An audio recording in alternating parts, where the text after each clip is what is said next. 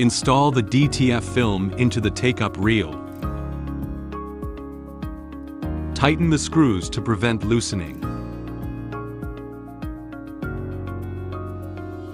Lift the pinch roller. Confirm the platen lever moves without any jamming. Open the paper feeder.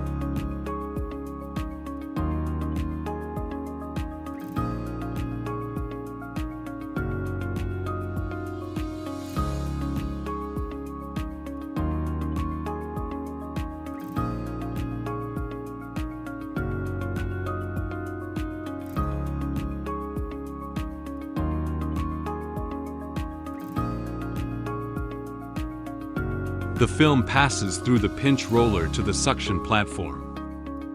Put down the pinch roller.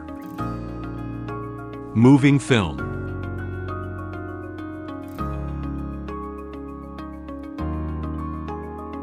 Lift the pinch roller. Manually pull out the film. Move the platen sheet to press the edge of the film. Press at least 1.5 millimeters of the film edge.